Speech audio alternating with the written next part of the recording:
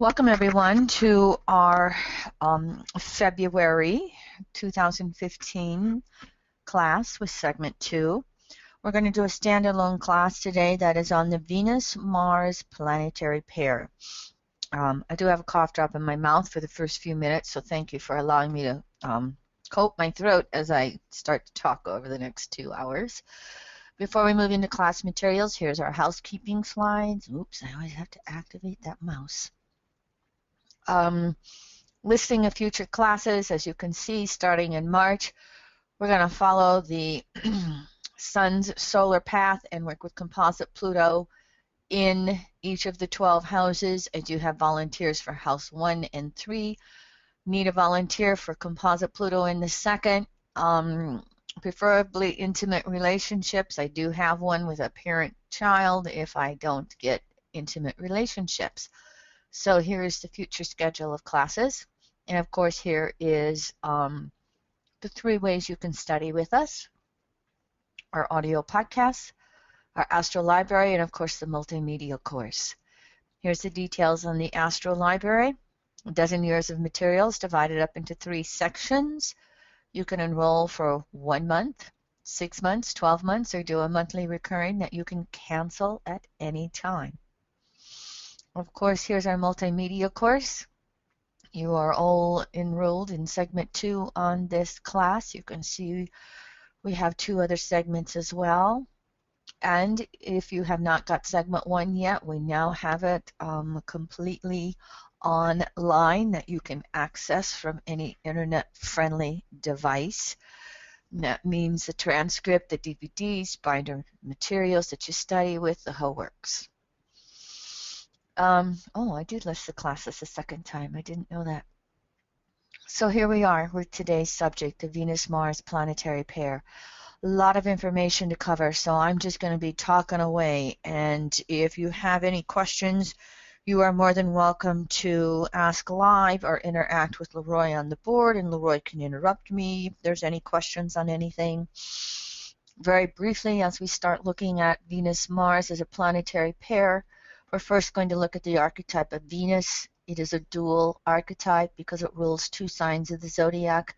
The inner side of Venus and its ruler Taurus is where we are working on self-love, self-reliance, self-acceptance. It is where we are learning how to survive and to move beyond survival. We want to look at seeing ourselves as a resource here. The outer side of Venus, with its rulership of Libra, is where we have relationships outside of ourselves. Venus's rulership of Taurus in the 2nd house is a relationship within. Venus's rulership of Libra, 7th house, is relationships outside. This is where we have to develop the psychology of listening, where we have a diversity of relationships to gain feedback about ourselves, where we have to learn fairness and equality through giving and sharing. The Mars archetype is what we know as an instinctive desire to become. It is the leading edge of the conscious desire nature, whereas many of us in EA know that Pluto, representative of the soul, is operating pretty much on an unconscious nature. Mars and its desires are quite conscious, and they are constantly bubbling up in an instinctive way to evolve, become, act upon what we want to create. Mars is also that process of self-discovery. It is also the sexual energy. Both Venus and Mars will relate to sexuality. Venus is, from its rulership of Taurus, self-sex. Mars is that instinctive desire to act upon the sexual energy. When we put Venus-Mars together, what we are looking at is the evolution of relationships in general and intimate relationships in specific. So we're looking at how the soul actualizes its needs and desires within the context of all relationships. Now, one of the things that Jeffrey Green used to teach is Venus is our values, both inner and outer, which then determine what we need, which are then reflected in the desire nature that we act upon. So if you have inner values to have enlightenment, you're not going to have necessarily a value for a BMW, and vice versa. We all have values. We all have those personal values, and Venus describes how that evolves. And again, values will then determine what we think we need, which then determine what we're going to act upon. This is the essence of Venus and Mars. So in relationships, Venus is going to perceive what we need in a relationship. And Mars is going to be how we go about achieving those relationship needs. So that's just a very brief nutshell on Venus and Mars and as a planetary pair. We're going to work with them through the 8 phases, which you can see here on your screen. You can see what the 8 phases are, and you can see all of the aspects that are contained within the 8 phases. And here is how we determine the planetary phases and aspects between any 2 planets. We start with a slower moving planet. In this example here, we're going to start with Pluto, which is where this green line is. And if we go all the way around the circle in a counterclockwise fashion to Mercury, Mercury's a balsamic conjunction to Pluto. If we start here with Pluto and go to Venus, it is a new phase to Pluto, just 1 degree outside of a conjunction. And so this is exactly how we determine the phases between Venus and Mars. If we look at the example here, we would start with Mars at 9 degrees Virgo in the 2nd house, and we would go all the way around the zodiac counterclockwise till we get to Venus at 21 Leo. And Venus is in a balsamic phase to Mars.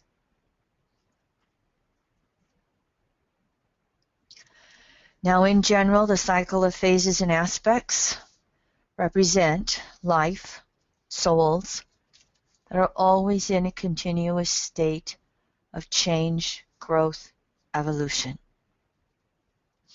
From 0 to 360 degrees, it represents a complete cycle of evolution, from birth, growth, bloom, decay, and death to rebirth again. So every planet is in a phasal relationship to every other planet. There may or may not be an aspect. Every point in space is in a phasal relationship to a planet. For instance, North Node, South Node in relationship to any of the planets. When you start looking at aspects, you first understand them from the phase that they are in, and then you fill in the details with the aspect. And so if you can teach yourself when you're looking at any planetary pair to look at that phasal relationship between those 2 planets, that's going to give you the foundation of the interpretation. And then the aspect, along with the signs and the houses, add in detail. Here's a listing of the cycle of phases and aspects for you, which of course you're going to have throughout this class to be able to look at. Here is the chart again, where we are looking at the 8 different phases. So as we go into new phase in general, it's a yang phase, energy moving outward. It's instinctual emergence. It means a brand new evolutionary intention is being initiated between any 2 planets. There's a need for freedom to have a diversity of experience in order to begin manifesting that new intention. And of course, the new phase always creates reaction. in order to have knowledge. New phase is instinctually trying to break free from the past, and yet the fear is being reabsorbed by the past. And therefore, we have to have all this freedom to break free from it. When we are looking at Venus-Mars in new phase, we have a brand new evolutionary cycle of relationship dynamics. This means there has been an old cycle that has come before, it has been culminated, and now there is an instinctual desire to learn new ways of relating, to learn new ways of being in relationship. And these new ways, these new relating ideas, it's not conscious. It's operating on an instinctive level, and so therefore we need to have freedom to desire, freedom to initiate all kinds of new ways to relate to other people. Again, it's through action-reaction in the new phase that we learn what we want, what we don't want, as we're exploring something new. So anybody who has Venus-Mars in a new phase, anywhere from 0 to 45 degrees, is going to instinctually be attracted to many different types of people. And these will be people who symbolize new values, new needs, new desires, new ways of relating. And again, action-reaction, or that trial and error. This allows any individual with Venus-Mars in new phase to accumulate information and knowledge on what they individually are seeking in regards to relationship needs and values and desires. Pretty self-explanatory here. I've got charts as an example here. I do not have all of the environmental conditionings. Most of the charts are all within one family of origin. We're not going to go into a lot of detail here on a full chart interpretation. Again, the purpose of today's class is to just ground us in those 8 different phases of Venus and Mars. In this case, we happen to have a male chart. As you can see, Venus is down here at 5 degrees, 6 degrees Aries. Venus is at 15 degrees Aries. So it's right on the boundaries of Venus-Mars being in a new phase conjunction. So we do have the ending of that aspect there. It's telling us that maybe there has been a lifetime or two in which they prior had Venus new phase Pluto as it's starting to move away. That Aries energy will be doubly emphasized in, again, a soul instinctively desiring to attract in people it's not familiar with, or people who have values and needs that they're not familiar with. It's anytime Venus and Mars are from 0 to 45 degrees, it's an exploration. Again, oh, I'm going to try that. You can think of it as that Mars Aries first house energy. I instinctively feel that I want to go forward in this direction. And in doing so, it'll lead me to the next step, the next step, the next step. And so, as we have stated here, this is going to be a soul who's instinctively attracted to others different than themselves. Now we also have this new phase conjunction in the 3rd house. And we also can, as you can see, we've got moon sandwiched in here, so we can look at this a little bit too. This is somebody who's going to desire emotional freedom. The moon is new phase to Mars, even though it's balsamic to Venus. That moon is new phase to Mars. So this is somebody who wants a lot of emotional freedom. And they are attracted to people who are looking for their emotional freedom as well, to be spontaneously in the moment with whatever comes up in the relationship. Relative to the fact that Venus-Mars is new phase in the third house, we are going to have new ideas of communication, new ways of communicating.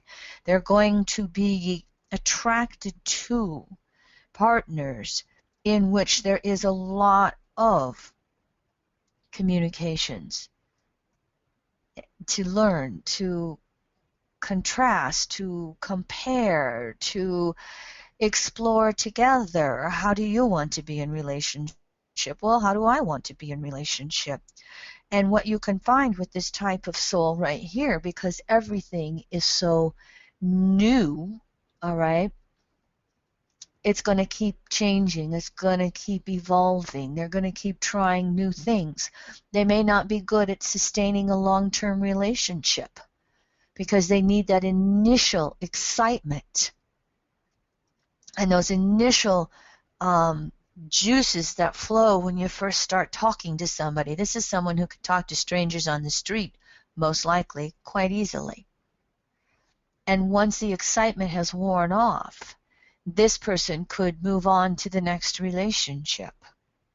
There would have to be other mitigating factors to calm that down. Now, we've got the nodes in 8th second. That might be part of it. But we have Pluto in the 7th house. It's quite possible that this person could, with a Libra soul, Pluto in the 7th, go from relationship to relationship to relationship, always looking for the next new exciting adventure. And again, if we look at it in this way, we want to be careful with this type of person and chart in that this is what they're meant to do in relationships. They are meant to explore. It may not be for them in this particular life to have the long-term committed relationship. All right, I'm moving through this fast, but I think I can start to slow down and get my timing here for everybody as we're looking at all of this. And so if you've got questions as I'm bringing this up, you're more than welcome to raise any questions you might have. We don't have the time to go through every single aspect. Again, our purpose is to just try and get this phasal relationship with Venus-Mars down as we're looking at it. Now, continuing on, when we look at Venus-Mars in the crescent phase, it's yin phase, there's going to be some type of struggle. It would be as if wherever Mars is in the chart, it becomes the 0 point, and Venus is somewhere between 45 and 90 degrees from Mars going forward. Now, the crescent phase in general, as I said, yin, it's a struggle. Basically, the soul has had all the freedom to initiate all of these new ways. And now the evolutionary cycle is wanting to take that information, all that experience, and internalize it and work to establish new individual forms and structures that are going to allow this new evolutionary intention to take root. The crescent phase with the keyword struggle is going to require a personal effort to continue to move forward with those new ways. The opposite of crescent is disseminating, and there is the temptation to borrow from society.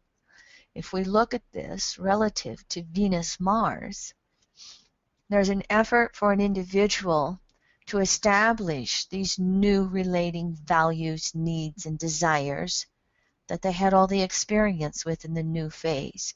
New phase was trying it this way and that way and this way and that way and starting to get a baseline of new experiences, but now we want to integrate it and work to discern which value, which need, which desires are working for me in relationships?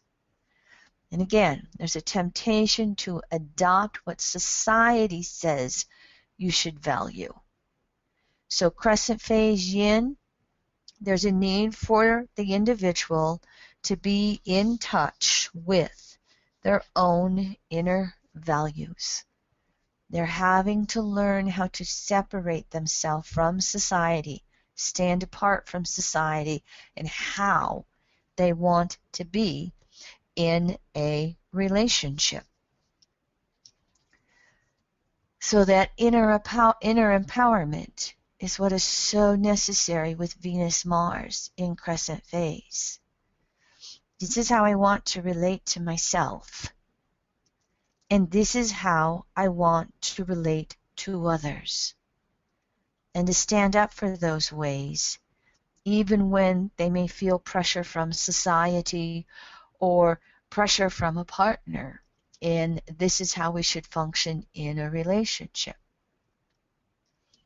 So they're searching for those relationships that will support these new values, needs, and desires that have been emerging from within the soul. Now, one of the things that Jeffrey Green says in his Pluto Volume 2, you perhaps have heard this in regards to Mars-Pluto as a planetary pair, that when you look at those 8 phases between Mars and Pluto, there needs to be a minimum of 8 primary lifetimes relating to that natal Pluto house. Natal Pluto in a specific house, say the 7th house, Mars new phase there, Mars crescent phase there, Mars first quarter there. Jeffrey says this as well with the Venus-Mars as a planetary pair. In other words, we won't necessarily have, say, one lifetime with Venus-Mars in crescent phase. We could have Venus-Mars 45, 46, 47 degrees. That would be a primary lifetime. And really working to establish these new understandings of how we want to be in relationship. And we might have 1 or 2 more lifetimes in which we are looking at continuing to integrate through the crescent phase. In this particular example, crescent phase to, again, support the new relating values and desires. And so here we have an example of a female chart. And here is Mars at 27 degrees Libra in the 6th house. Here is Venus up here at 23 degrees Sag in the 8th house. And if we look at the phasal relationship from Venus to Mars, we are looking at 56 degrees. So we're right in the midst of the crescent phase here. So again, this is a soul who's had at least 1 or 2 primary lifetimes in past lives in which they have been initiating new relating values, needs, desires, and they have been working to internalize them and really integrate them and give these new relating patterns structure and form. And so how does the detail fill in? Here's Mars in Libra in the 6th house. Obviously, Mars wants to initiate through relationships. Libra and Mars in the 6th is a adjustment within relationships. In other words, Mars is very orientated to the other when it's in the 6th house in the Libra. This would be different if we say we had Mars and Leo in the 1st house, totally different orientation to Mars. So this is someone who has prior experience in working with relationships. Yes, you see Neptune here, but we're isolating out Venus-Mars at this point. So we know that there's relationship orientations and a need to serve another inner relationship. Relative to the Venus archetype, it is in Sagittarius and it is in the 8th house.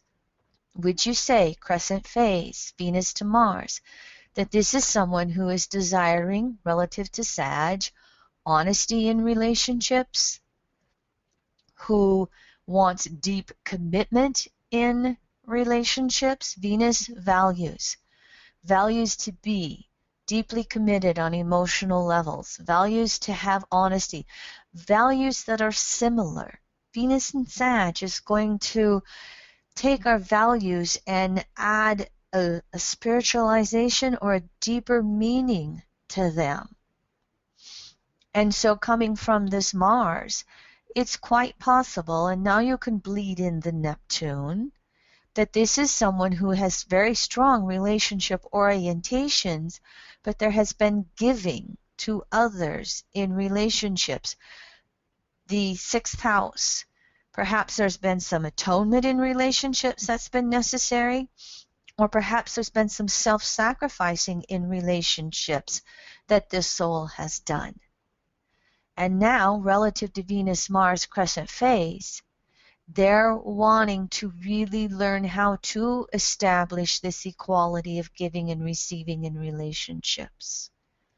They want partner to be willing to be giving to them as much as they to partner. And they are really, again, here's the struggle. The struggle is to own my own relationship beliefs and values. Venus in the 8th house, there could be a codependency on the partner's values that they are borrowing from, that they are adopting. And this could be where a soul is recognizing Venus in Sag, wait a minute, I must hold to my own truth of what's important to me in intimate relationship.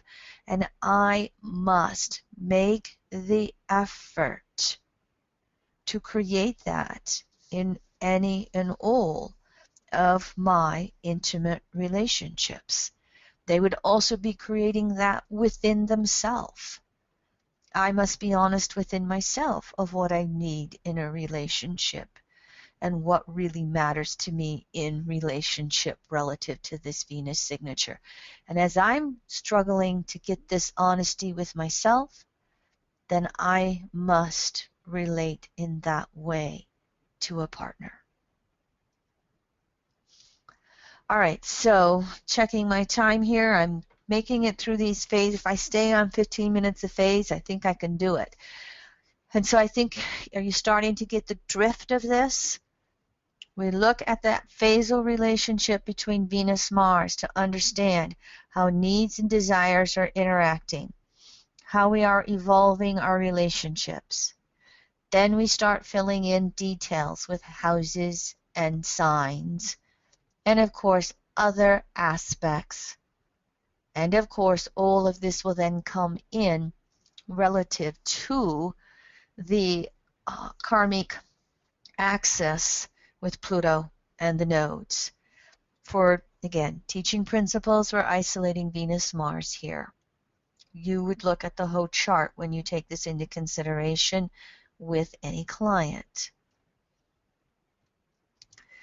Now we're going to move to first quarter. This would be when we would find Mars relative to Venus, moving anywhere Venus 90 to 135 degrees. First quarter, as we can see, yang energy moving outward. It is the crisis in action. Kim? Yes? Before you tackle that first quarter phase, can we back up for a moment? We got a question from somebody on an 88-degree Mars-Venus, which would be the end of the crescent phase, correct? Yes, 88 degrees, it would still be crescent. And it would mean you'd have, at 88 degrees, you're going to have a bleed through between crescent phase and first quarter phase. At 88 degrees, we're going to have someone who has been able to internalize their own values, Venus, and how they want to act upon that Mars. And the closer they get to the 90-degree mark, as you're going from 85 to 90 degrees, and then beyond, it becomes more and more and more of a struggle to take it from inner to outer. It's not enough to just know it for myself, crescent phase. I now must put it into action, first quarter phase. And the frustration with Venus at 88 degrees to Mars is that they're wanting to put it out there. They're wanting to put it into action with relationships. And 88 degrees, they still get thrown in upon themselves to reflect a little more, go out there and try, come back in and reflect a little more. Obviously, Venus, Mars in all 8 phases is going to have inner relationship with self and outer relationship with others. And what we're trying to grasp here is that interrelationship between Venus values, needs, and Mars acting upon those needs. So again, 88 degrees, there's inner frustration, being forced to reflect again when it's been reflecting for quite a while, and it just wants to go over to that first quarter, act it out. So then is it accurate to say that there's more pressure at the end of the phase, at those phasal cusps, so to speak? Exactly. Jeffrey would call them evolutionary gates. Gateways, yeah, sure. 0, 45, 90, 135, 180, all of these, you could take it, 3 to 5 degrees on either side of the phase, finishing up or starting. There's more frustration finishing up because you sense that change coming. And then as you get into the new phase of any of these phases, the energy seems to free up and go forward in new ways, whether it's yin or yang. Any other questions, Leroy?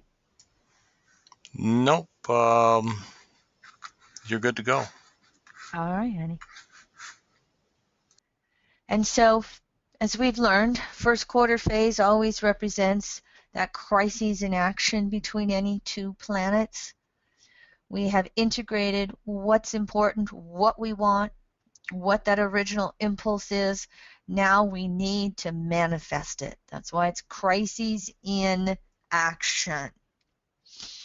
And the closer we are, as you know, from that 88 point that we just talked about, as we go 90, 91, 92, 95, there is a very strong fear of failure. And this is opposite that last quarter phrase, crises in consciousness, or society having more information, society knowing it all, and we don't. And so there's fear of failing. There's fear of sliding backward. So we have to work with exactly how are we going to go out there and manifest it.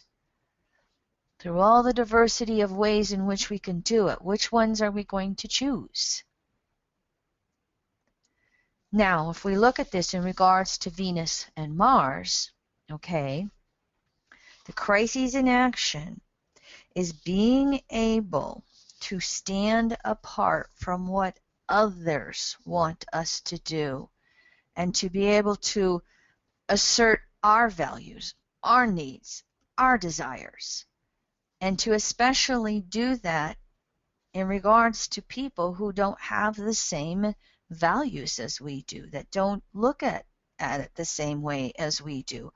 Anybody who has Venus Mars in first quarter aspect, let alone all the way through first quarter phase, they are working to be different than society. They're working to put their values and their needs out there in society. They're even working to do it with their intimate other in a relationship. I've worked 90 degrees, Venus says to Mars, in being able to establish and figure out what I want. And now I've got to manifest it in the world. And what will come in the first quarter phase is a fear of relationships in general and a specific fear with intimacy. And the reason is because they're afraid of losing all these newly established values and needs that they have in relationships. So this, and this, by the way, the person who had the question about Venus Mars 88 degrees, 2 degrees from 90, they're going to be feeling this first quarter influence.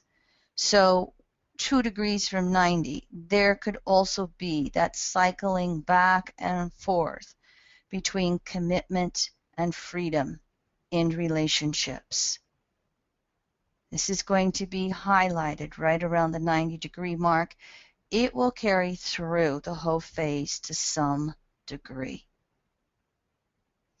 And eventually, what the Venus-Mars individual has to recognize in this phase is that they're not going to lose their individuality. It's just the fear of losing it. And so they need to find the courage to act upon their individual values and needs and search for others who are doing the same thing.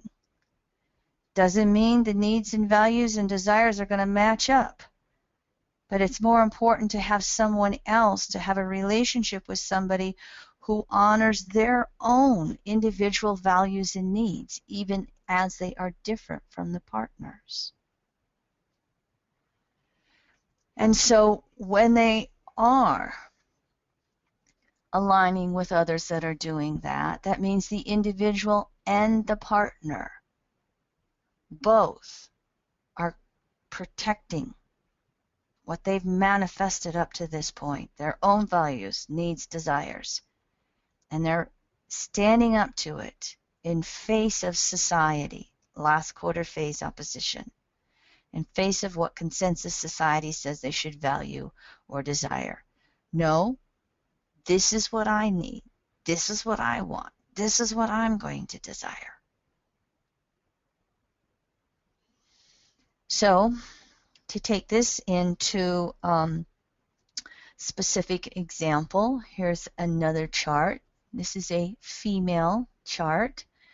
And to show you relative to Mars, here's Mars up here in 5 degrees Cancer in the 10th house. You can see right off the bat we have a duality with Mars here, sign opposite house. We'll work with that, but we will go around the zodiac until we get to Venus, and Venus is 113 degrees from Mars. So it's moved a little bit beyond that 90-degree mark, but it is first quarter phase Venus to Mars. Venus is here in Libra. It's in the second house.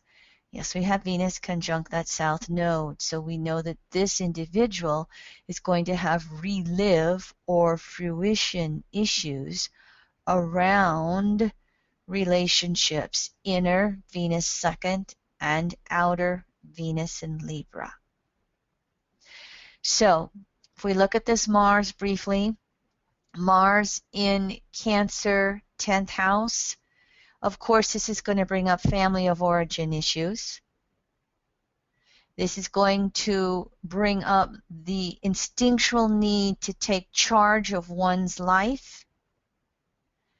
And because we're looking at Cancer 10th house being opposite archetypes, this is a soul that could vacillate between being very emotional or needy or immature with its desires and how it acts upon them, and then that I'm in charge.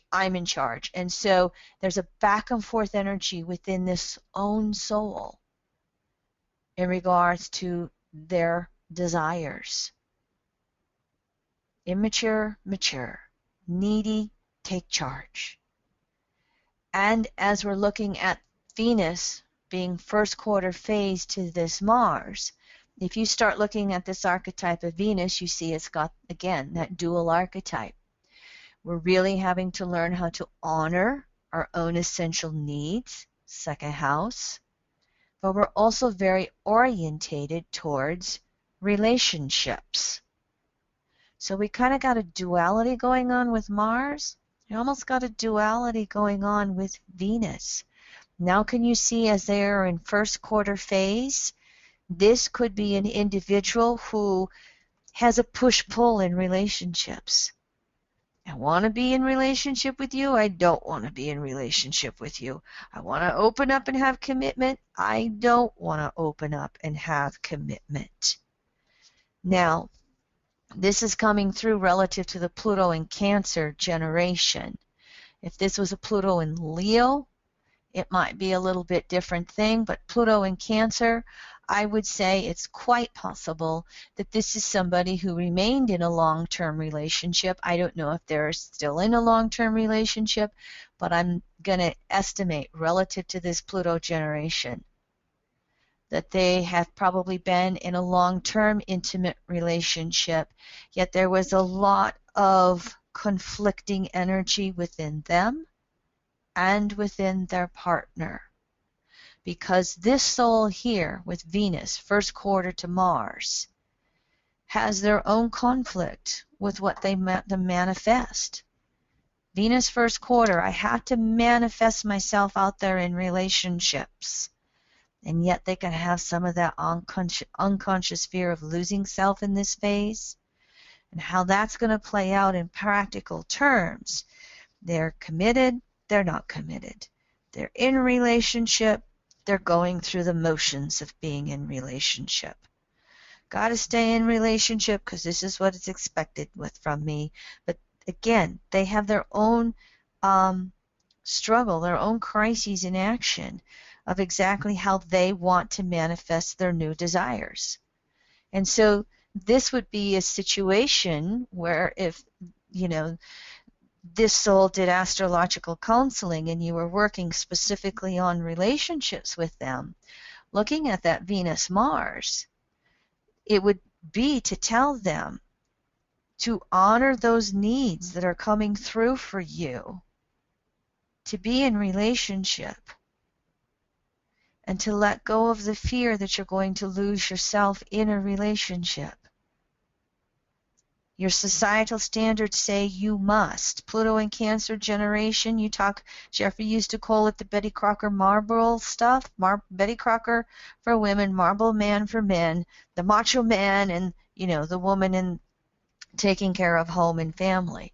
Maybe that's what this soul desired. But what they're really doing in an evolutionary way is learning to recognize that it's okay to honor their own needs and desires in relationships, and relative to them, that's going to fluctuate. If you add this Venus South Node conjunction, and the South Node is new phase Venus, so it's passed over it here, this could be what you could start to see with relive and fruition. The relive might be feeling stuck in consensus society values of how to be in relationship. Betty Crocker woman supporting Marble man. If you look at the fruition side of this, it's possible that this soul is needing to make efforts to feel self-reliant within themselves and then ask for equality in the relationships, throwing off that societal standard of Betty Crocker Marlboro man.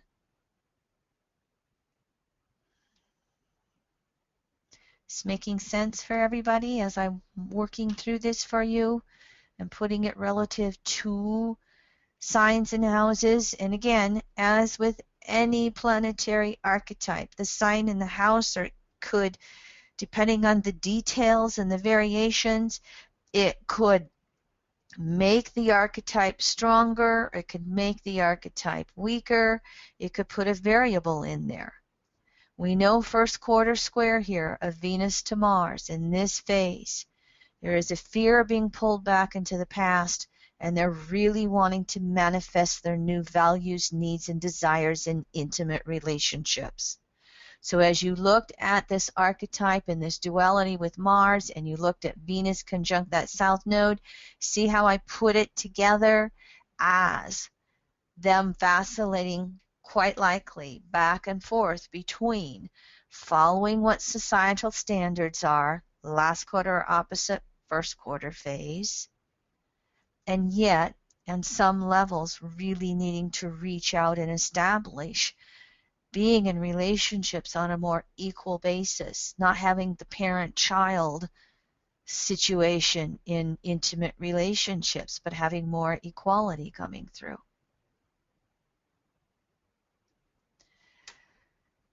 All right, and so now moving on, the next phase we're going to look at is the gibbous phase, and this is yin, energy moving inward. Keyword is self-analysis. And so here we again, anywhere Mars is in the chart, we would be going anywhere from 135 to 180 degrees around the circle to find Venus. So the gibbous phase in general is an evolutionary transition whereby the soul is humbling itself in order to begin that process of social integration. And this is relative to whatever the evolutionary intent is between the two, whichever two planets are involved. And so it's coming off of first phase, that was yang, where they needed all of that energy to put it out there in new ways. Now what they've manifested must go back inwards yin, and it's got to be transitioned and adjusted to start to take society or the other into consideration. So the inflated sense of egocentric self-development from first quarter phase must start to align with the other, moving towards the second half of the circle. So again, there's a preparation of integration to be in society as an equal with others. Now, if we bring this specific to Venus-Mars, what we're having is the need to inwardly and outwardly adjust how we relate to ourselves and how we relate to others. Because again, there's a preparation to relate to another on an intimate level, on an equal basis. There's a tendency in the gibbous phase to be very self-critical. Venus to Mars, we're aware of where we have inadequacies or where we have imperfections. We're aware of what's lacking within us in regards to our values, needs, desires. And so many times with this Venus-Mars signature in gibbous phase, inner reflecting outer, it leads others or the partner to be critical of us. And it's very tempting to go into a victimization complex in regards to relationships when Venus-Mars is in gibbous phase. And what we're really needing to understand is that it's a natural transition from superiority to inferiority to equality. And so others criticizing us is really just our own souls out picturing. So instead of feeling victimized, can we adjust to take in those outer messages and what we are needing to evolve within ourselves? Can we listen to the inner messages coming through from Venus to Mars and how we are evolving values, needs, and relationships, how we are evolving, giving and receiving with another. Giving and receiving take place between Venus and Mars and relationships in general, regardless of what phasal relationship it is. You don't find the yang phases doing all the giving or taking, and you don't find the yin phases doing all the receiving or giving. It goes both directions, all 8 phases. And so, again, an ability to adjust and start to take in inner, outer messages about how our relationship values are evolving. So here is an example of a male chart and Pluto Virgo generation with Mars, Venus in a gibbous phase. Here's Mars down here in the 5th house in Aquarius. You can see we have the new phase conjunction here, but Mars is in Aquarius in the 5th house. Mars is retrograde, and Mars is 20 degrees, 21 degrees, and if you go through the zodiac to Venus, you will find that Venus is 20 degrees Cancer in the 10th house. This is an aspect of a gibbous inconjunct, 149 degrees. So not only are we gibbous phase, we literally have Venus-Mars in the gibbous inconjunct aspect to each other. Leroy, this is one of our family members. If without giving everything away, this is one of our family members. So you can see if you can discern which one this is. But let me just start with the archetype. I know this energy manifesting in this individual very well in intimate relationships. Anyway, here's Mars. Mars, again, we have that duality that will come sometimes with a Libra rising, Virgo rising, sometimes it's a Scorpio rising, but planets are in signs and in their opposite houses. So it's somewhat similar to the last chart we looked at in Venus-Mars first quarter, in that these archetypes are falling in polarity signs houses. Mars in Aquarius, there is an objective detachment going on with the desire nature. Sometimes Mars can be looking at that larger picture so much when it's in Aquarius, it forgets about self, Leo polarity. That is mitigated by the fact that Mars is in the 5th house. So this soul has a desire nature that vacillates back and forth between what do I want 5th house and what's best for my relationship, Aquarius, or what's best for others that I'm relating to, Aquarius, the group, the society, whatever. Now, when you see Mars retrograde, okay, this means that we have a soul who is trying to throw off the old desire nature. It also means, you know how Mars is the instinctive acting upon the desires within the soul? What can happen is Mars retrograde can reflect past lives where there was too much impulsive action, Mars, and now retrograde, there is a review and a reflection on considered actions. And it's going to go over to this polarity here. It's going to go over to the south node, and it's going to say, can I really look at what I want relative to where I've come through society?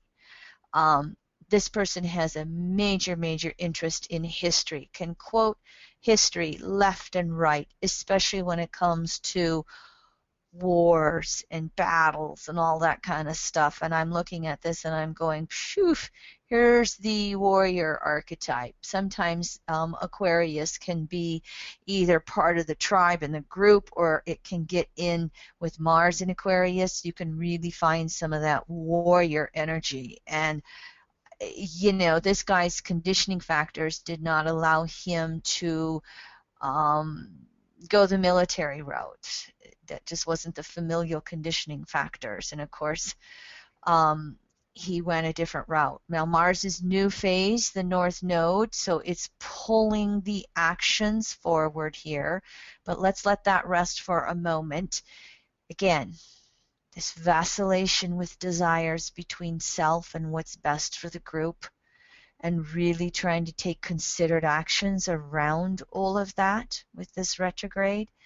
The Venus archetype, a little bit different than the last example. Instead of Mars in Cancer 10th, it's now Venus in Cancer 10th. Venus values. Venus needs.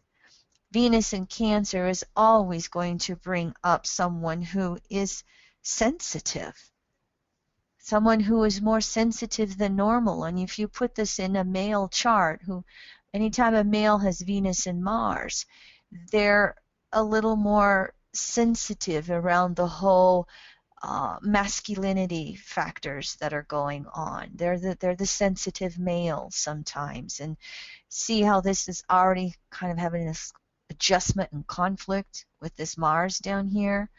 The Venus in the 10th house, there's something about being able to take charge of meeting one's own needs. So there's this vacillation between being needy and suppressing one's needs.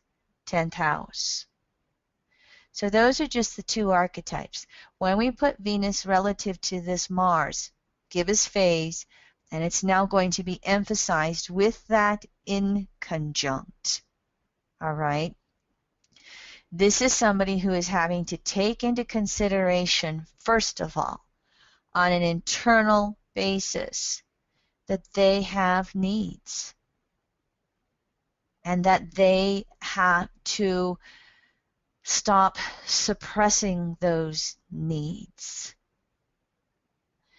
Again, I have the environmental conditioning on this person because it's one of my extended family members. And perhaps in past lives, this was someone who was overly selfish, because in this life, they are constantly adjusting what they need and want to what's the family want when we have a family get together. What does the spouse want in their relationships? There's strong inner outer criticisms that goes along with this soul and with this soul's partner, who happens to be one of my sisters. We watch that inner outer criticism all the time, and there's times where I just want to tell my sister to zip her lips and really appreciate this soul, because this is a very giving person. That gibbous phase, there's again, the gibbous phase is learning how to be in service to another. It's coming off of that first quarter energy, and it's learning how to be supportive, be helpful. What it has to watch sometimes is going overboard with that and over giving. And I suspect, even though you might not always typically see this with this Venus-Mars signature, this soul kind of just detaches from his own desires and needs and goes overboard in what others need and desire. And at some point, there's going to have to be an acknowledgement of what they're needing, even though there is that inner adjustment that is going on. And again, relative to Pluto and Virgo 12th house, here's the giving energy as well. This is someone who has to say, wait a minute, my needs count, my values count. What do I'm entitled to have needs. So this is a little bit contradictory in some ways to this generic understanding of gibbous phase. So what I see is an over adjustment, an over internalization and humiliation within this soul. It's a very intelligent soul. And lost job a few years ago and has been working, 2, 3 part-time jobs helping make ends meet, and yet a very talented soul. And there's something about self that still has to work with internalizing self-worth in regards to this chart. Venus, Cancer, tense, suppression of one's own needs can happen here. And again, Mars, Aquarius, fifth, my needs versus the group's needs. Now, it can be that this soul is coming off of lifetimes relative to South Node Leo, all these Leo planets. They could be coming off of lifetimes where they were overly egotistical in manifesting all their needs and desires in relationships. And maybe this is relative to their learning within their own soul of having the humiliation and adjustment in regards to evolving how they are in relationship to others. Sorry, didn't mean to go overboard with this one, but I'm keeping myself on time pretty good. And any questions before I move on, you're welcome to raise them, ask them. I'm going to stop for a moment and take some water.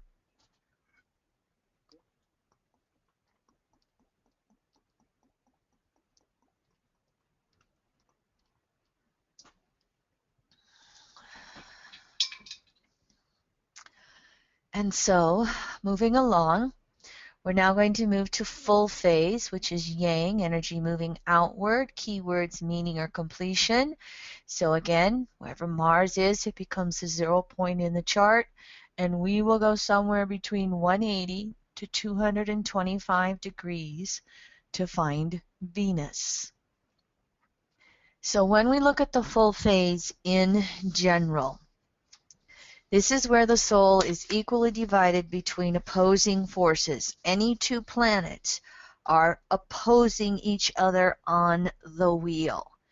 And so this starts to represent those opposing forces of freedom and commitment.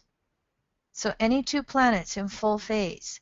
On one hand, there's the desire to be free, independent. And on the other hand, there's a desire to actualize oneself through relationships. And in full phase, relationships of all kinds. So that inner opposition, represented by two planets opposing each other on the zodiacal wheel, that inner opposition is going to create fluctuating cycles, extremes of social immersion, and extremes of social withdrawal. Now, you can get 175, 176, anytime planets are, just on the gibbous side of the opposition, they're still feeling this, and they're still starting to activate this as well.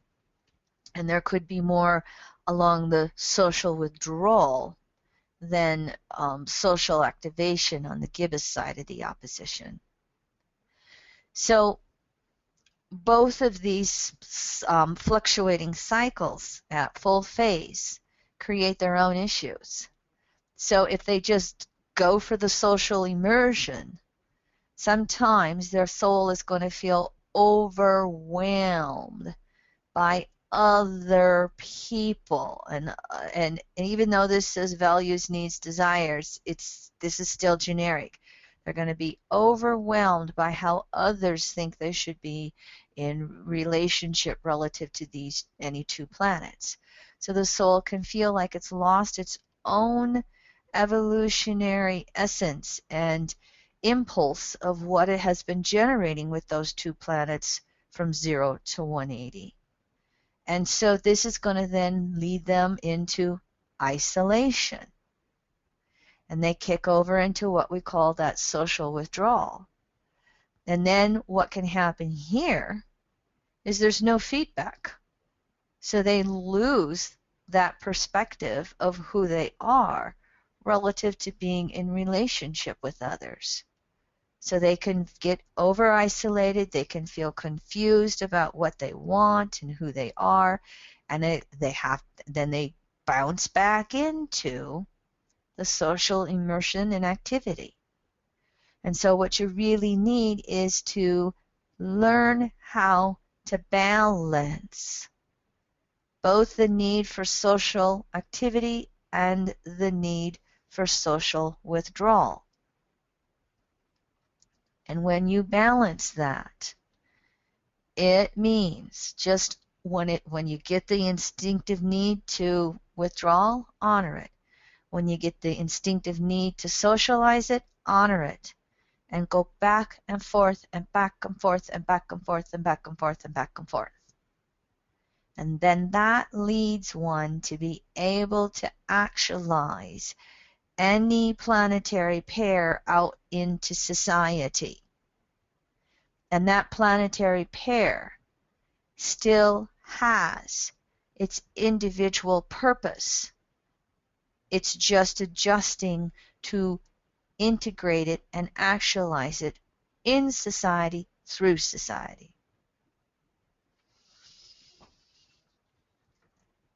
Now, when we look at this specific to Venus-Mars, that struggle becomes balancing one's own needs and desires, or one's own values, needs, and desires within the context of another's needs and desires.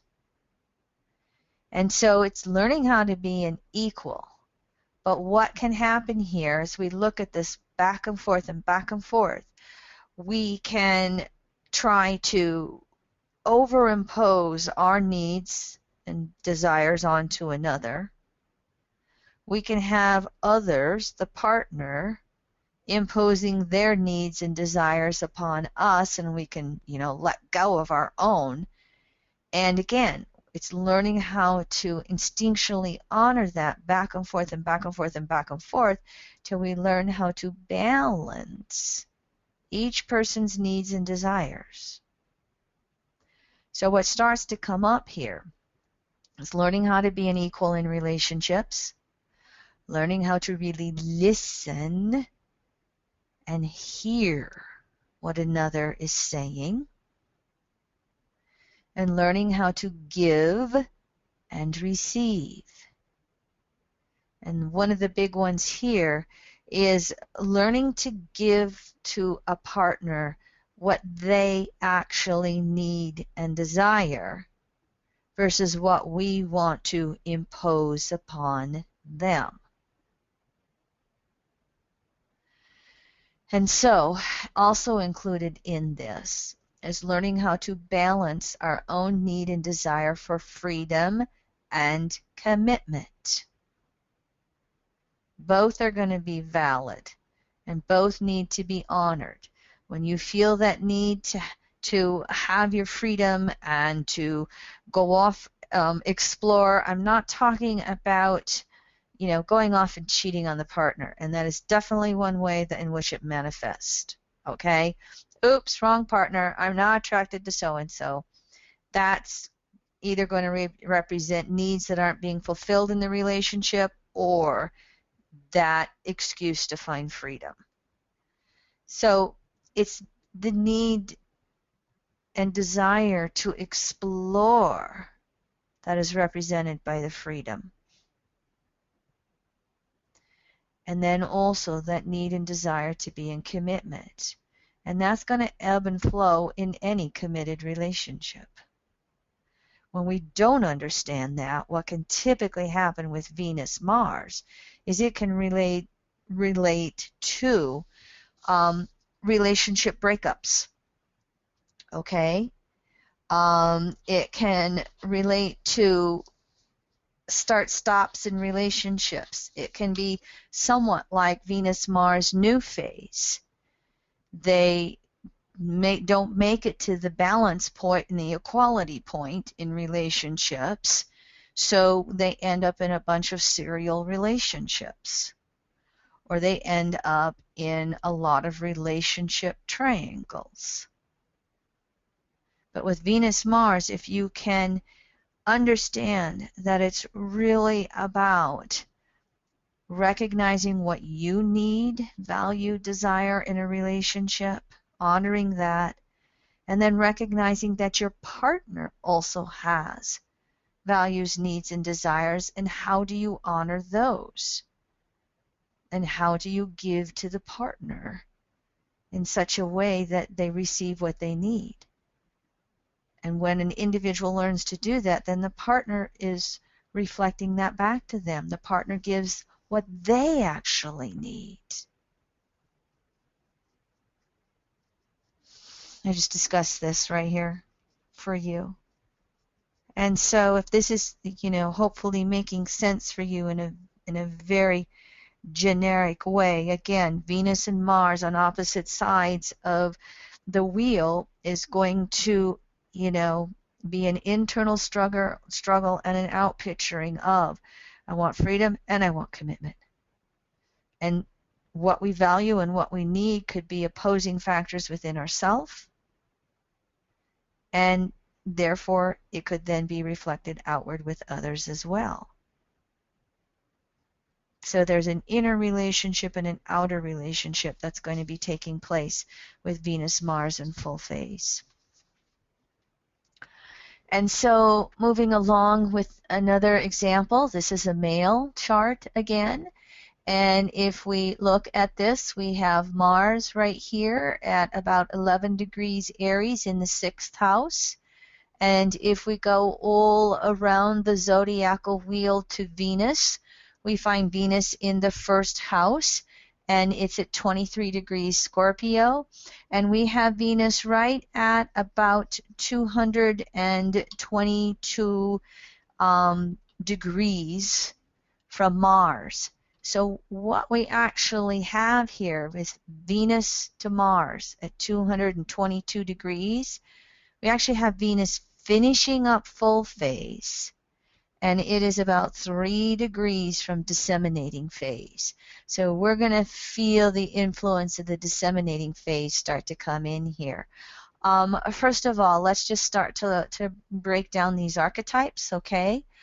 Mars in Aries, 6th house. Mars is so comfortable in its own sign. This is a desired nature that just wants to be free. And it just wants to be able to, do whatever it wants to do, go wherever it wants to go.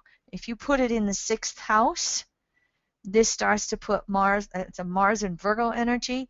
This can be somebody who can be a very, very impulsive busybody.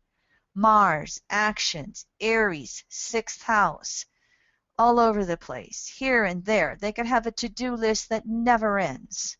It also has a little bit of an adjustment factor to Mars. It kind of tones down that freedom aspect. And again, the to-do list that never ends, or we could find a little bit of workaholism that comes here. All right. And so that desire nature could be, all over the place, Aries. It could be my desires don't count, 6th house. There's a lot of energy that could be going on here. But again, the 6th house will have a little bit of a tempering to that area nature. And if it can get off of the distortions of the 6th house, the workaholism, the overdoing, what it can do then is it could help focus that area nature. This is what I need to act upon, and this is what I don't need to act upon. It can help focus and prioritize. This could be a word that could come through here. What's important to you, and then act upon what's important to you rather than trying everything. Venus is over here in Mars's house, and it's in Scorpio. This is a pretty strong Venus. And of course, you can see the bleed through from Pluto. Venus is only 10 degrees from Pluto, the soul here. But Venus in the 1st house, this is instinctually evolving values. What do I want? Put it in Scorpio, it goes to emotionally deep levels.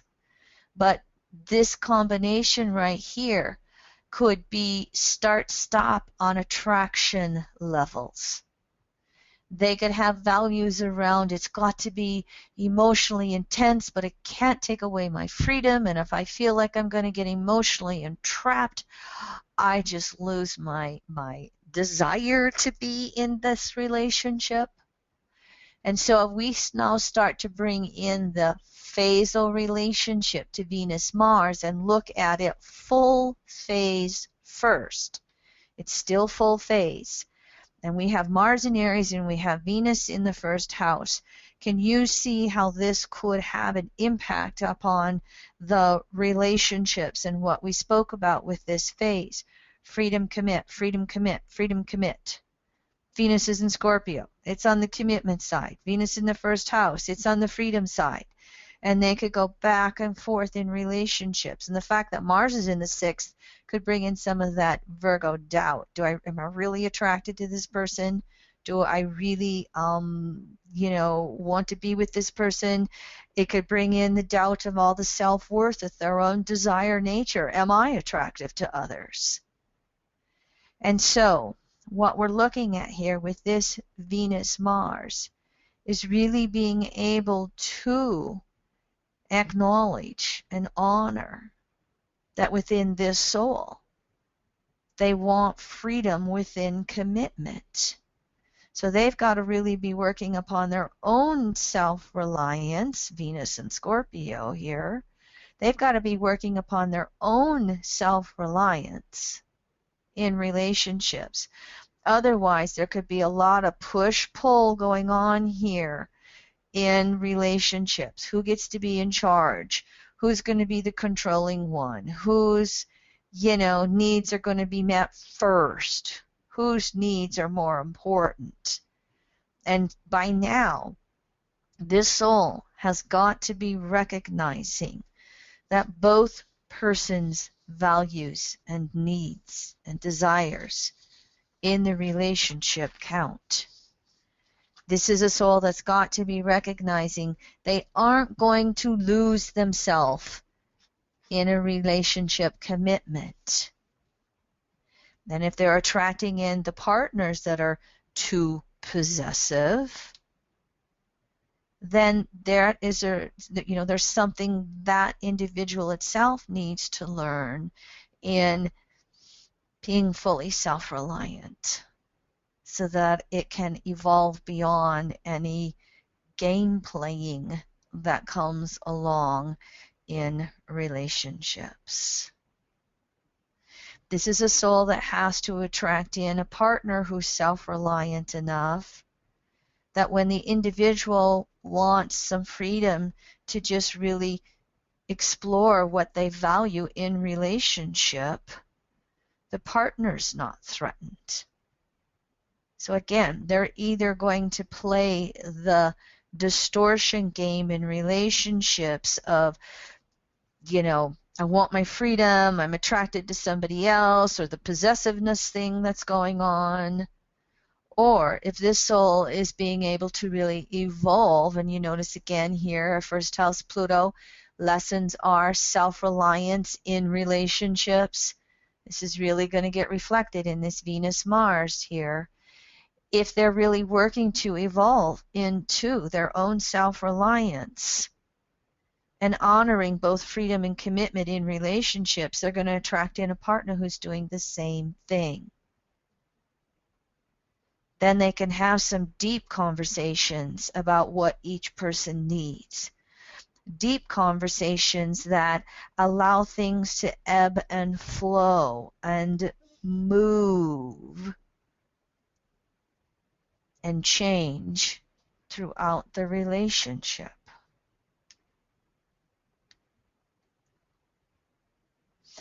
All right, moving along. Let me check my time. I think I have 3 to go. I'm not too bad, doing fairly good here.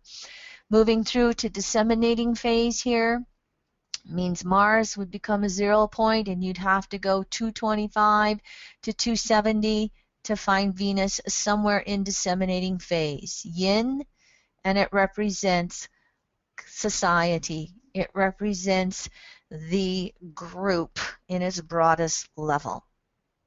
When we look at disseminating phase on a generic basis, it means that evolutionary intention that started back at 0 degrees between any two planets is undergoing socialization. It's learning how to integrate those two planets into society on a functioning level. And it means it becomes necessary to learn everything there is to know about any given society that they are relating to. Any society is going to have rules and laws and taboos and all the etc. in order to function as a unit. So here is where we integrate the original intention into society. And it's also where society is accepting of us and however that planetary pair is working to manifest. So if we make this specific then to Venus-Mars, what we're working on is that ability to actualize and integrate our values, our value system and its needs and desires into society and relationships. So the soul has come through full phase. It knows what it values and desires in relationships. And it's not afraid of relationships. It doesn't think that the relationship is going to destroy itself anymore, the fears from first quarter. It's not in a push-pull between whose needs get met first. The soul knows what it values, needs, desires, and it attracts the same. There's a relating receptivity that comes through in the disseminating phase. Jeffrey used to say that anybody who has a Venus-Mars in disseminating phase, usually has relationships pretty easy. I don't know if I would agree with that. It means, yes, you know what you need, you know what you want, you're integrating it into society. Inner reflecting outer, you can more or less reflect in a partner who's working to do the same, but it doesn't mean that it's quote unquote always easy. It also will represent, as I said, society acknowledges all of the effort that has been put in at disseminating phase. So society can acknowledge the individual's Venus-Mars. It can acknowledge those values and needs. It's not fighting against society anymore. It's not trying to integrate into society anymore. It's done that in full phase. And now it just gets to see that continue, perhaps in a more or less flourishing way in disseminating phase. And so again, Venus, Mars in this phase, the person knows what they value. They know what they want. And it's a matter of vibrating that energy and attracting it back in. Now, yes, all the rest of the karmic access in the chart will start to interact with all of that. Here's an example again. In this example, we're looking at a female chart. And if you want to look at this one, you see that we have Mars in Scorpio, about 13 degrees in the 11th house. And if we go through the zodiac counterclockwise, we go all the way to Venus, and we have Venus in Leo in the 8th house. And yes, we can see that we have the North Node balsamic conjunction moving on to Venus there as well. And what we have going on here in this disseminating phase is Venus, Mars are 267 degrees. So they are right in the midst of that disseminating phase. And at 267, they are about 3 degrees away from last quarter square. So we had a little bit of what we were looking at in the last example as well. While it's disseminating phase, you're going to feel the bleed through of last quarter square, last quarter phase coming upon this soul. So looking at this now and breaking down Mars in Scorpio, natural affinity there because it's ruled by Pluto. Mars is the old ruler. Mars in Scorpio, this is the passion of desires, and it's the passion of wanting to have intimate commitment in desires. Mars in the 11th house is Aquarius, kind of has a little bit of counteracting with that. There's a desire nature that is learning to be objective about all the Scorpio passionism. It's learning to, what might start to come in here is with these two archetypes, Mars and Scorpio, 11th house, there's trauma in intimate relationships, 11th house. And emotional trauma. There could be all the fears of betrayal and abandonment that come with the Scorpio archetype. And so there's a deeper need here of being objective about the desire nature, perhaps being objective about the type of partner that this Mars and Scorpio attracts in. You know, I have this tendency to say in general, love at first sight, hypnotic attractions, that's a Scorpio archetype. When you run into love at first sight and hypnotic attractions, danger, caution, proceed with caution. Yes, the strong attraction can represent karma. And so there could be this tendency when we have Venus or Mars in Scorpio, and you see you have Venus in the 8th house here, we've been looking at this archetype a couple of times. When you see those start to come through, these are souls that are going to run into karma mates they know from the past, Scorpio. And so there must be some caution just in that archetype, just being in Scorpio or the 8th house themselves. You have to have a little bit of caution around the karmic attractions. And so this soul is really working to be objective around that. Now Venus is here in Leo, deep desire to be loved, to love, put it through the 8th house. Again, another signature for the passion. You know, this could be somebody who, disseminating phase, they know how relationships work. They know how relationships function. But with those Mars archetypes in Scorpio and the Venus archetype in the 8th house, they've bought into the societal distortions around passion. You know, if it's not full of drama and intensity, then he's not for me, because look at how we've created that in society. Look at our rom-coms and our fairy tales, and look at the sexual distortion we have going on right now with the 50 Shades of Grey movie. And we're just, as a society, being accepting of that. Now, I've not read the books. I probably won't see the movie. It just is it's so opposite of what we will call sacred sexuality, which is what Scorpio is really going to on the deeper levels.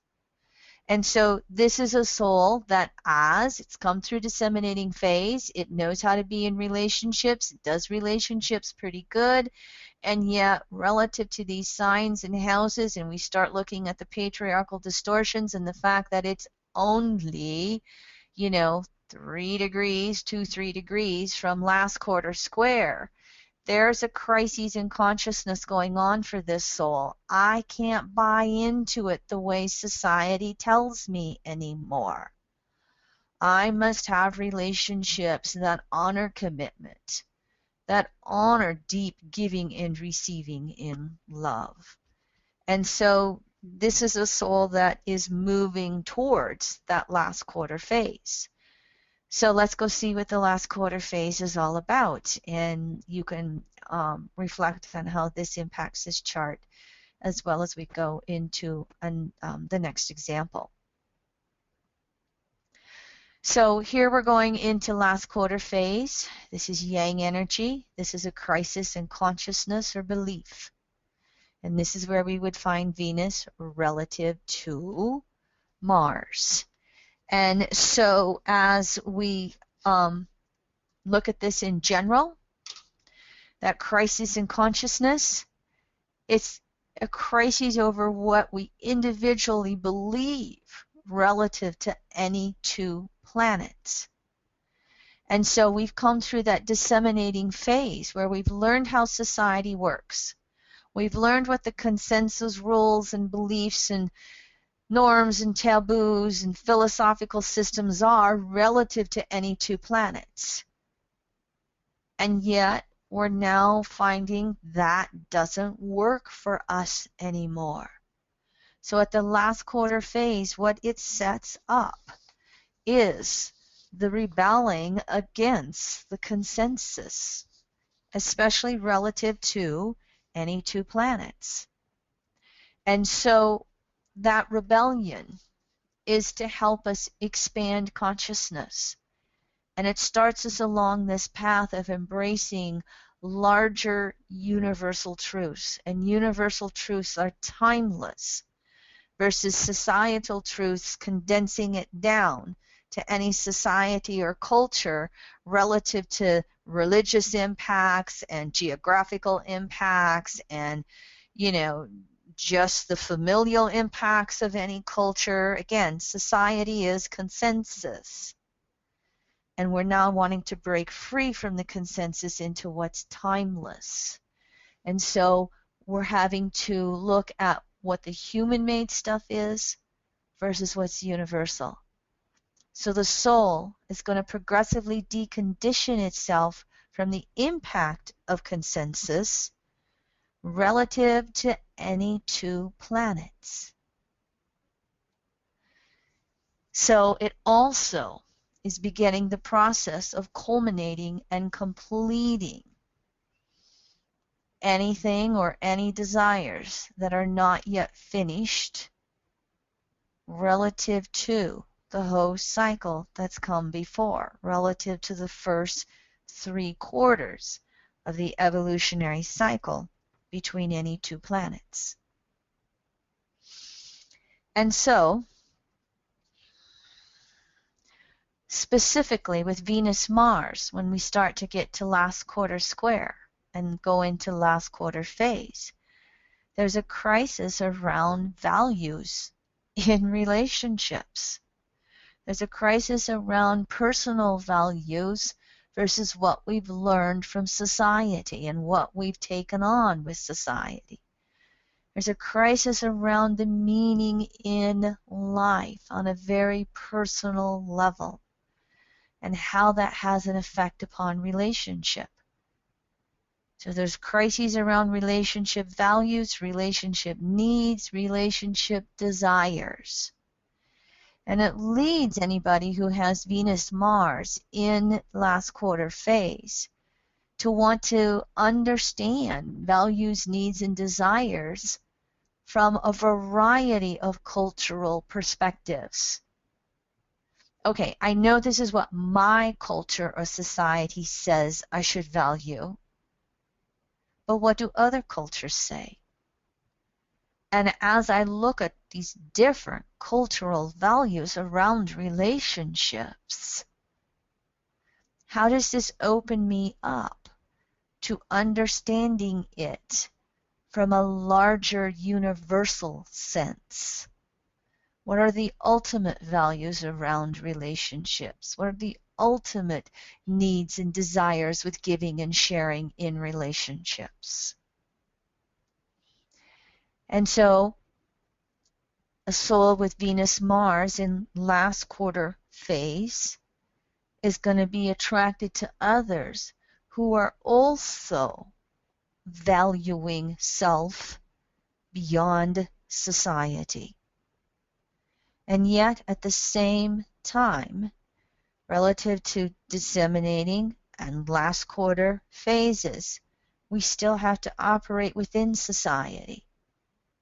There can be a temptation with both last quarter and balsamic phases to want to withdraw from society, and yet the evolutionary lesson is to remain integrated within society, remain in relationships, while allowing the inner values, needs, and desires to evolve. There can be conflict when the Venus-Mars soul in last quarter phase is in relationship with others who are not in the same spot. Now, Jeffrey used to say it's best if Venus-Mars in last quarter phase relates to someone who also has Venus-Mars in last quarters phase. It's best in general to relate to someone whose Venus-Mars is in the same phase as your own. Anybody who's done relationship astrology knows that is not the norm of what you attract in. It ranges all over the place. And then that Venus-Mars in the composite chart represents the halfway point, the midpoint between where any two people are at. So for the Venus-Mars person in last quarter phase, what's important is not where that other person's Venus-Mars is, but that their partner is wanting to find values that are beyond society. So this Venus-Mars situation could attract in somebody who has Venus in Pisces or the 12th house. That would be somebody who's wanting to operate in the ultimate meaning level. And so just showing a little variation here in regards to a little bit of some of the black-white energy that can come through with Jeffrey's teachings in Pluto Volume 2. So in this example, we're again with male chart. And in this case, we have Mars at 22 Scorpio in the 9th house. Whew, we're really bringing in a lot of Venus-Mars Scorpio archetypical energy, aren't we? So here's Mars. We go all the way through the zodiac and we find Venus at about 5 degrees Virgo in the 7th house. And in this case, we have got the last quarter phase. I don't have the exact number of degrees for you, but we're past last quarter. And yes, we're about 10, 12, 13 degrees past last quarter. So we're about 283, 84 degrees in regards to this Venus-Mars, okay? Breaking it down, we know that Mars and Scorpio archetype, we talked about that in last example. This time we have it in the 9th house. So instead of, remember the last one was in the 11th, so we were looking automatically to trauma and betrayal in relationships. We still have that with this example with Mars and Scorpio, but in the 9th house it brings in more of a lies versus truth element. In this type of a situation, this Mars could be really deeply searching for its desire nature, or it could be playing Scorpio games and avoiding its own inner truth and truth in relationships.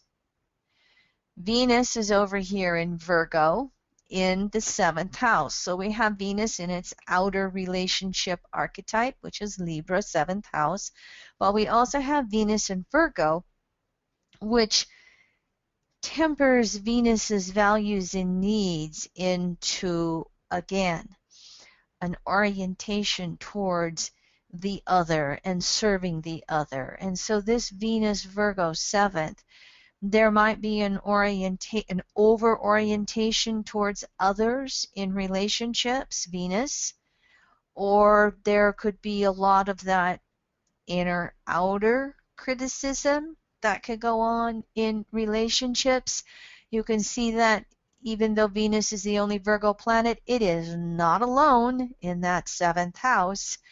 And you see a very tight South Node balsamic conjunction to Pluto with Sun also involved there. So it's hard not to notice that this is a very relationship orientated soul.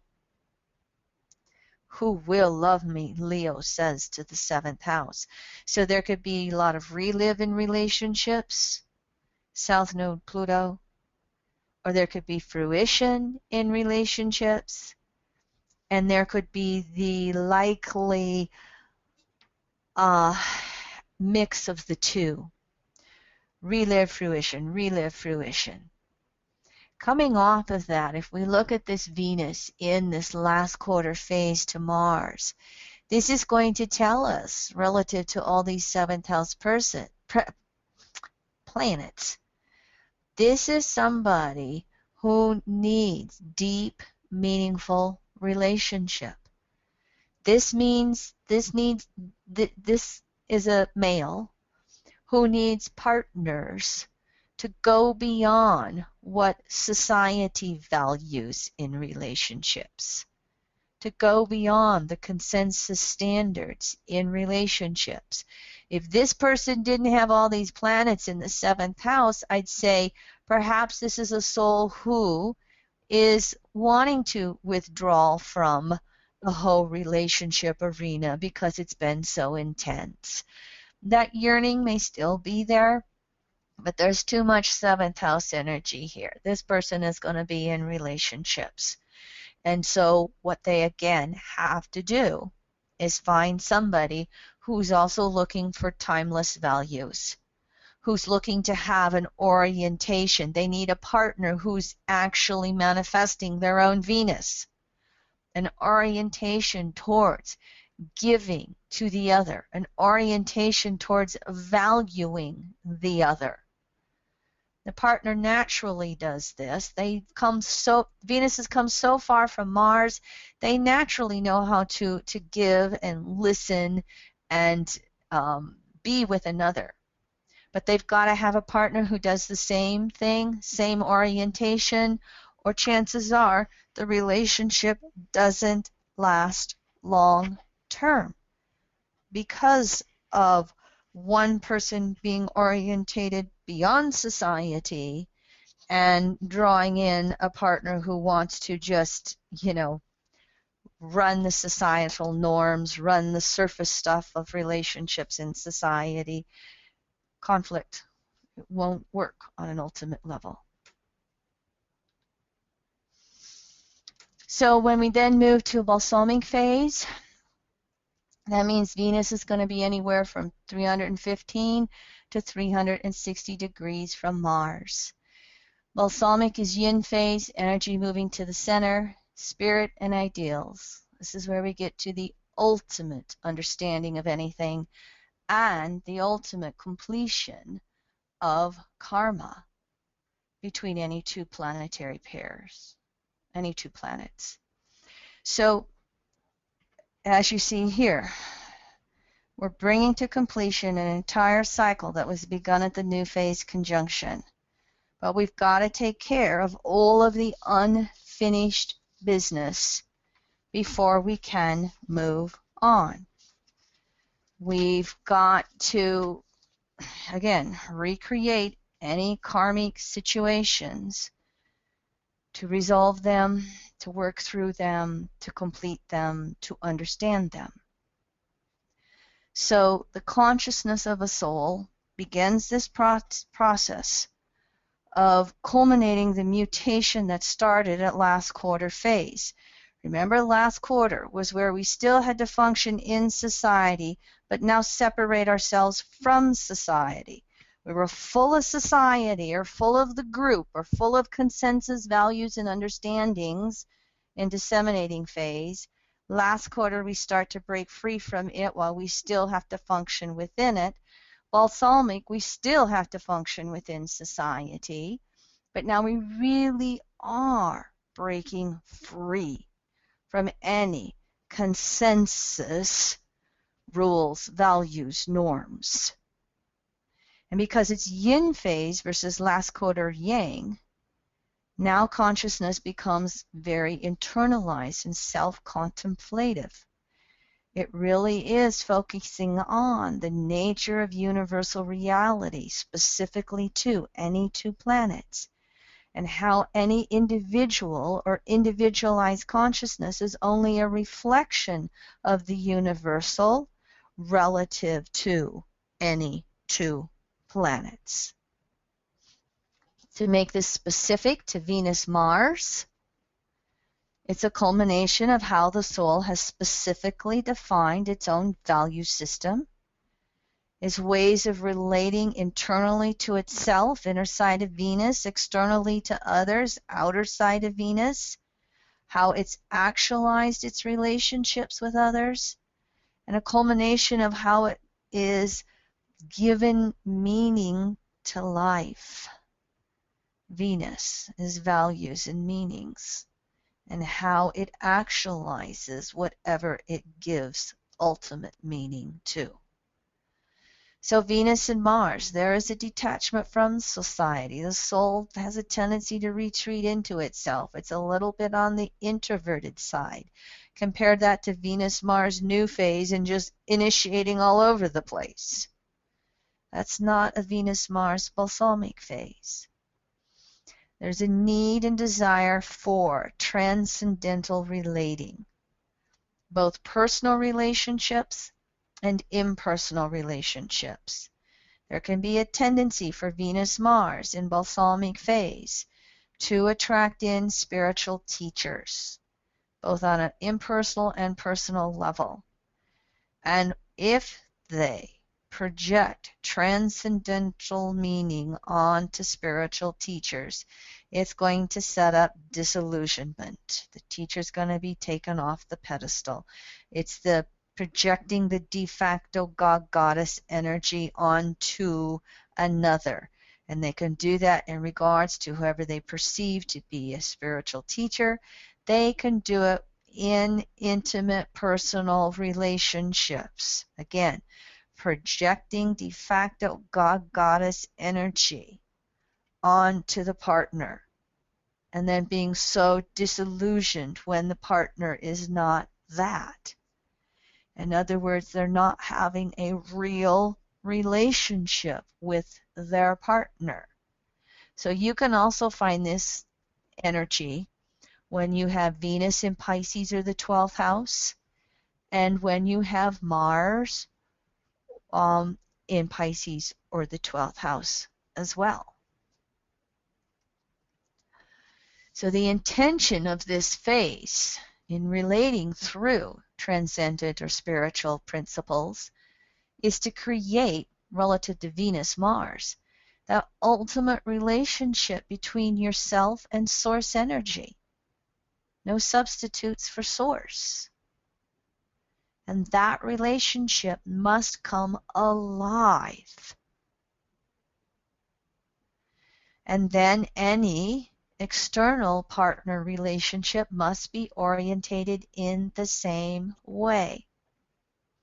You must recognize the partner's no substitute for your relationship with Source. And then you must have an external relationship that is based upon ultimate meanings and values in relationship, timeless principles. And it opens the door for what we will call unconditional love. I love you no matter what, even if you wish to leave. So relationships must embrace timeless values. And as you know, as I said again, any substitutes, it's just going to create disillusionment to face that gibbous phase opposition reality.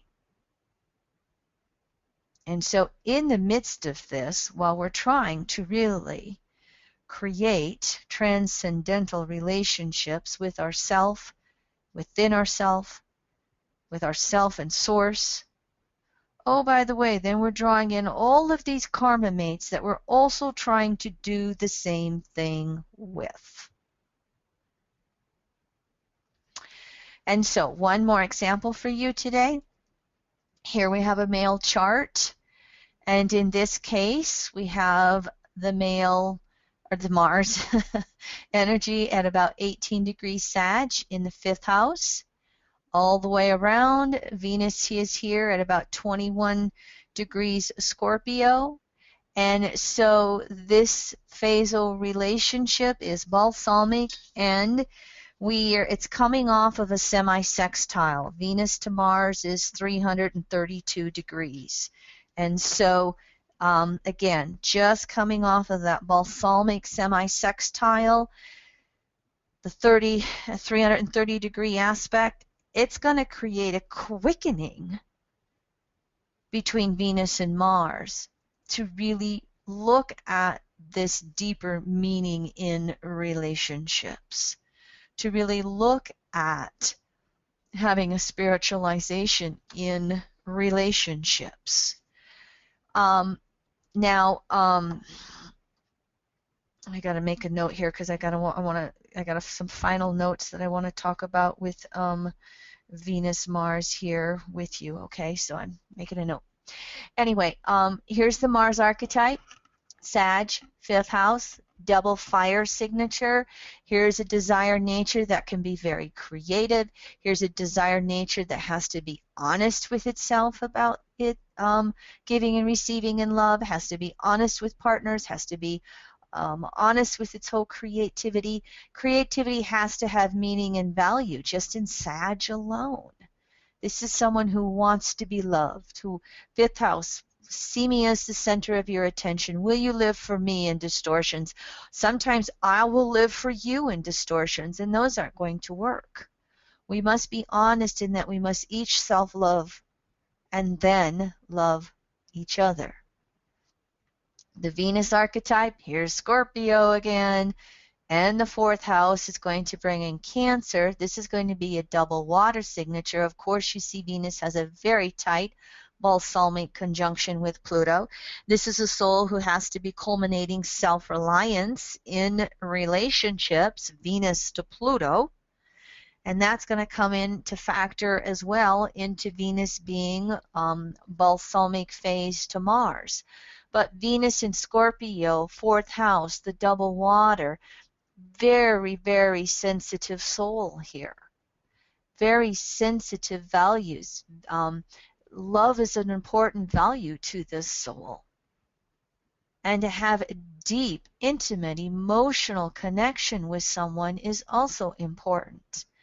So what you could be saying to this male chart, if they would come to you as a client, the Venus balsamic Pluto, the Venus balsamic Mars, you must have a deep emotional relationship with yourself. And you must find deeper values and meanings in that relationship with yourself. Depending upon their evolutionary state, you could say to them, you must have a relationship with source energy, God, Goddess, however you perceive it.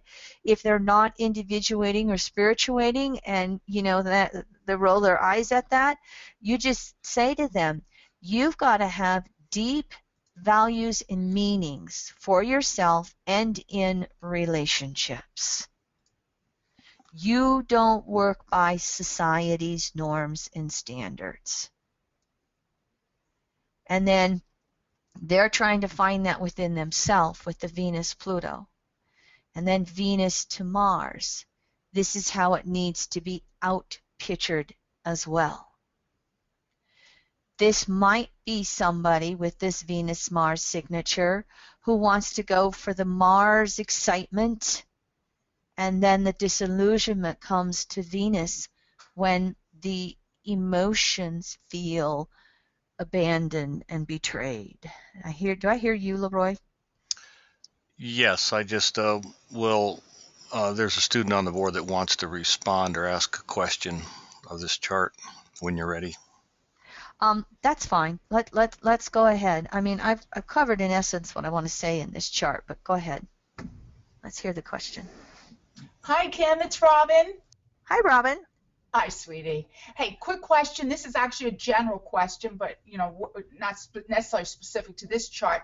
Uh-huh. But by progression, okay, you're going to have that Venus is going to, well, in all charts, in all phases, there's Mm-hmm. going, the progression is going to take place, and of course, move you into a different phase. Mm-hmm. Um, what could you say about that? I mean, obviously the natal chart's going to stand by you for time. It's your natal chart. Um, and, there's going to be, the way I'm seeing it is there's going to be, of course, the ability for many distortions. There's going to be, the clarity or the upside of that, or the real working with it, and really positive, I guess, manifestations, we could say, real growth, evolution.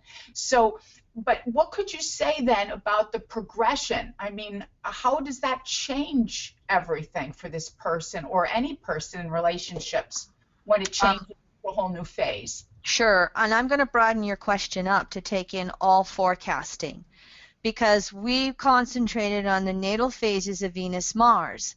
But you can look at transiting Venus-Mars to see how in a 19-month cycle Venus and in a 2-year cycle Mars, that natal imprint can be revisited. The natal imprint to be revisited with Venus and Mars by transit multiple times throughout a lifetime. So that's going to, in general, whether it's transits, progressions, or solar arcs, it brings the potential for evolution. And with transiting Venus and Mars, as you can see, it's going to be a lot faster and quicker. And just look at how many relationships all of us tend to go through in a single lifetime. So again, it's the evolution of relationships. Now, when you look at progressions and solar arcs, which are going to be slower moving forecasts of Venus and Mars, excuse me, I gotta have some water. When you're looking at the progressions and solar arcs of Venus, Mars, they're going to be much slower. So they're going to be the potential for deeper evolutions of the natal imprint. In other words, I'm sorry, I'm going to have a cough drop, everybody. This is a lot of talking and my throat's feeling it. So all of us have Venus-Mars in one of the 8 phases. And by progression and solar arc, all of us are going to have opportunities to move through whatever phase that Venus-Mars relationship is in. And if we have Venus-Mars, we had a couple of examples where they were culminating a certain phase within a couple of degrees of the next phase. It's quite possible that this is a lifetime symbolized by transits, progressions, and solar arcs, where they're going to evolve from one phase to the next phase with Venus-Mars. I mean, just look at life, that spiraling circle. We're always in process of becoming and evolving. And if you wanted to, you could take your own natal chart, your own Venus-Mars phasal relationship, and you could study the transits, you could study your progressions, and you could study your solar arcs. And you could look at progressed Venus and Mars to natal Venus. You could look at progressed Venus and Mars to natal Mars. You know, there's a variety of ways in which you could start forecasting Venus and Mars. The other note that I had made in general is, as I went through all of these 8 phases, I don't know if my language really spoke that, but I was looking at it more of heterosexual, but that makes no difference whether we're talking heterosexual or homosexual, LBGT or, preference of the opposite gender. It doesn't matter. The archetypes of what we spoke about with Venus Mars in these 8 phases will still work either way. Other generic questions? Any questions on any of the material we've covered?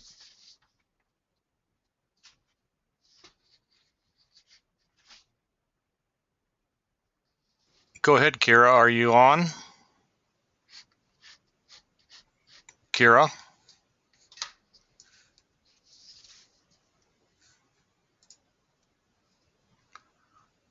I think we've lost Robin. Okay, hold on. I got him muted here. Hold on.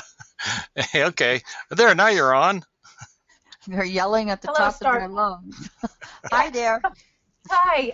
Okay. So when we're talking about looking at it in synastry or relationship, do we have to look at this relationship only in the composite, or is there a way that's not completely maddening to break it down in synastry? Meaning, do we have to go Mars to Mars and then Mars to Venus and then the same thing to the other person, or do we just look at the composite, or how does it break down, I guess, that way?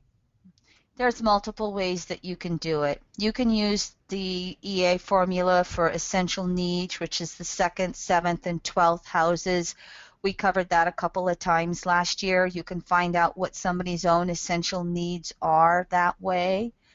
That's more of a Venus way of looking at it, and then you add Mars into the picture. That'd be a more complete way of looking at the individual chart, and you do the 2 individual charts that way, and then you start to do the synastry comparisons, and you can make it as simple, just look at Venus, Mars, or you can make it as complicated as you want. Right. I guess it would be, if we're looking at it synastry wise, do we look at the woman's Venus and the man's Mars, or we just break it down to needs and desires? I would break it down to needs and desires. To me, the female Venus, the male Mars, that's looking at it in a more traditional way, because both genders have a Venus and a Mars.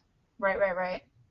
hmm And then when you get in the composite chart, we didn't look at Venus Mars from the composite phases. That's a future class, but it's in Jeffrey Wolf Green's Pluto Volume 2. The composite Venus Mars tells you how 2 people as a couple are going through any one of these 8 phases.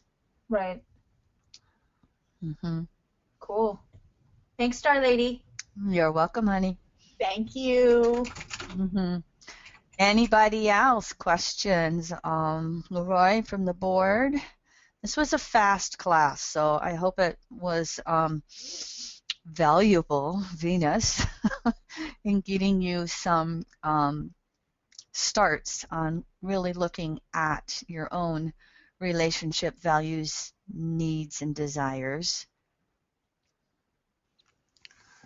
It was valuable, and So last call, no more questions? questions on the board coming in now. So I think you're clear to close. Okay, well, let's go to this last slide then. All right. So, oh, I didn't get this one changed. Okay, hold on. I'm going to take you to, oh, no, I did, didn't I? Yes, I did. I'm sorry. I was goofing myself up here. March, we're going to start through composite Pluto, preferably from intimate relationship perspective through all the 12 houses and follow the solar sun. I do have volunteers for composite Pluto in the 1st. I've got them for the 3rd.